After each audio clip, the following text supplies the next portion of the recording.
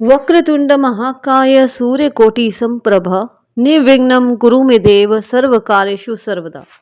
बोलो गणपति महाराज की जय, गुरु महाराज की जय।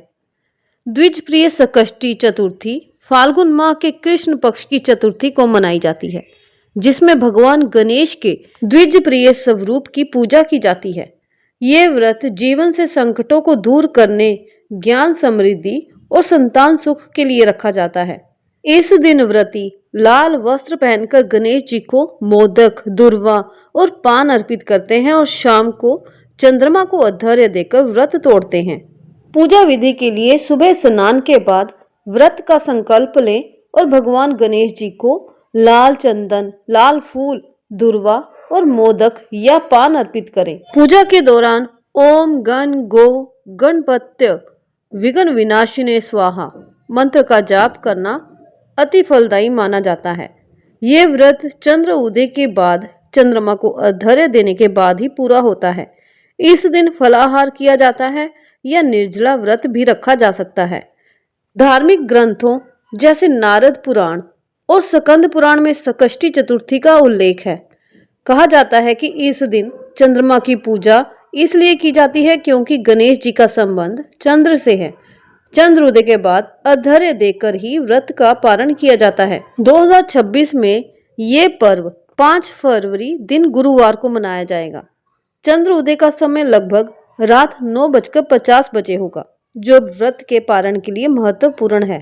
इस दिन व्रत कथा अवश्य पढ़ें या सुने। ब्रह्म मुहूर्त सुबह 5:22 से 6:15 तक रहेगा। इसके अलावा लाभ उन्नति मुहूर्त दोपहर 12:35 से 1:57 तक रहेगा। पूजा करने का शुभ मुहूर्त सुबह 7:07 से 8:29 तक रहेगा और अभिजीत मुहूर्त दोपहर 12:13 से 12:57 तक रहेगा। इन मुहूर्तों में पूजा करने से फल कई गुना बढ़ जाता है।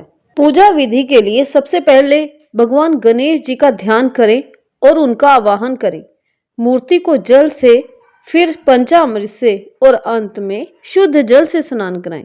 सिंदूर, चंदन, दुर्वा, फूल, चावल, फल, जनेऊ और माला अर्पित करें।